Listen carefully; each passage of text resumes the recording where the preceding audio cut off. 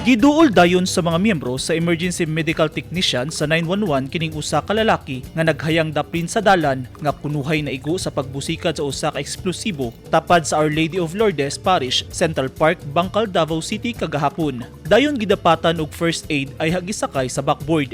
Sir, tama sir! Dili lang usa kundi daghan ang kunuhay mga biktima sa bomb attack sa mga terorista sa syudad ug gikordon ang lugar sa natabuan aron walay makasulod nga tawo. Ang demonstration kabahin sa simulation exercise sa lokal nga gobyerno karong katapusang quarter sa tuig 2022 isip pagpangandam sa umaabot nga Pasko Fiesta ug Yuletide season celebration sa syudad. Nakasentro sa bomb incidents sa potential convergence areas ang CIMEX kagahapon. Apan una ang kunuhay nga pagbusikad sa bomba nga gikaangol sa mga tawo, nakaharang ang Task Force Davao og improvised explosive device gikan sa mga pasahero nga miagi sa border control point sa Sirawan, Turil. Human ang usa ka oras, usa ka pagbusikad ang hitabo tapad sa nasgutang simbahan ug nasundan pa og laing pagbusikad dol gihapon sa lugar nga mao ang secondary explosion nga mas peligro kay magtapok na ang mga tawo. Pero daling naharang sa mga personahe sa Davao City Uplan Dragnet sa DCPO sa Matina Playa ang kunuhay suspect sa pagpamomba nga musibat unta human sa insidente sakay sa motorsiklo. 9 out of 10 ang nakuhang ratings sa gipahyong CIMEX kagahapon gikan sa mga evaluators nga gisalmutan sa mga personahe sa Safety and Security Cluster. Ana ang Task Force Davao, Davao City Police Office, PSSCC, Central 911,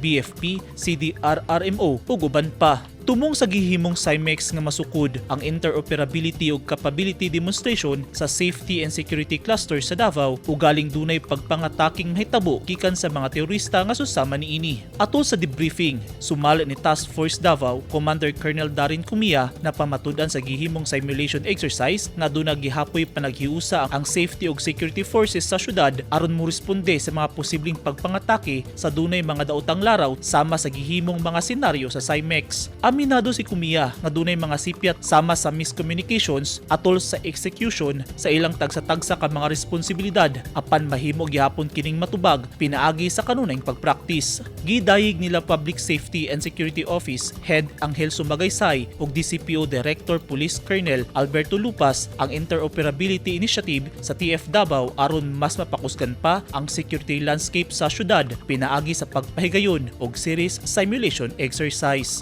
Eugene Hinutan, Newsline Philippines, Davao Region. Stay safe.